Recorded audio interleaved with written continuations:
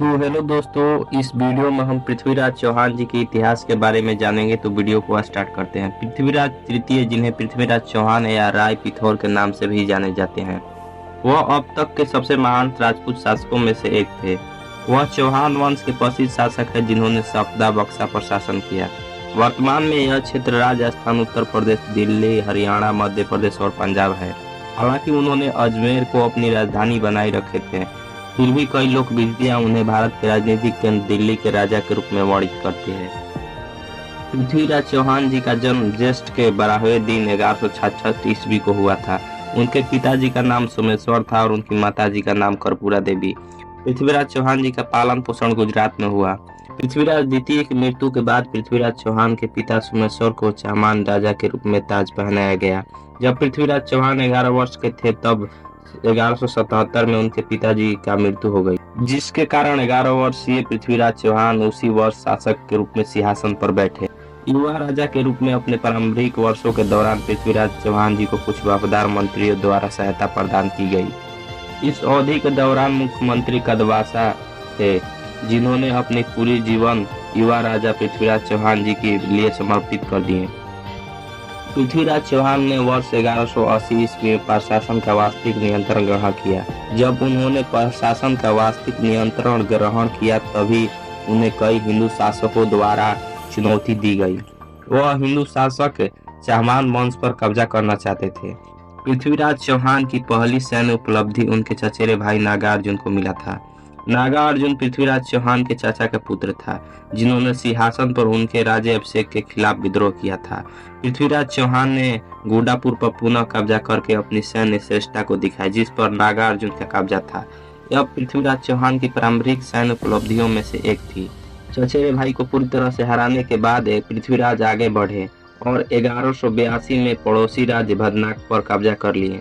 भदनाक एक अज्ञात राजवंश था जिसे बयाना के आसपास के क्षेत्रों को नियंत्रित किया था।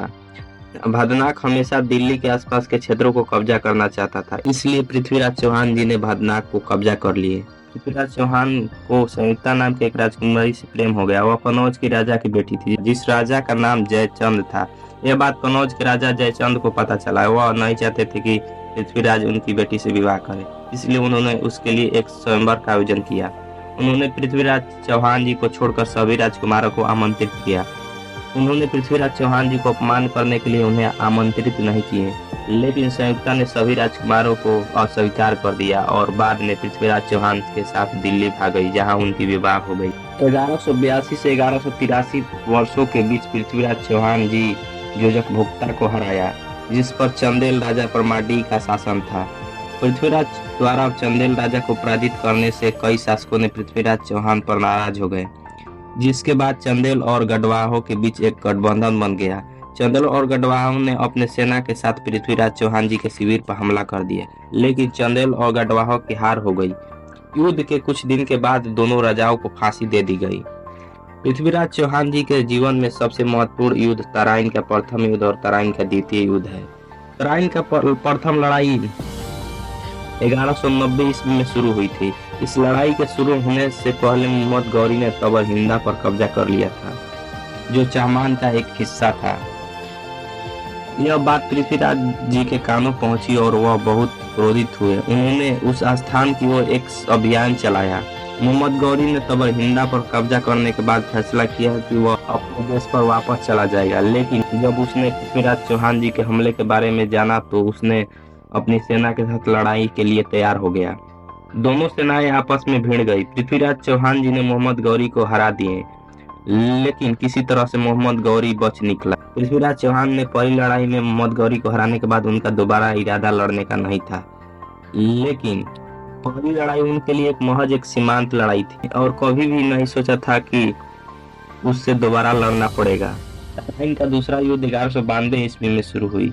मोहम्मद गौरी ने रात में पृथ्वीराज चौहान पर हमला किया और वह उनकी सेना को धोखा देने में सफल रहा। पृथ्वीराज चौहान के पास अधिक हिंदू सहयोगी भी नहीं थे।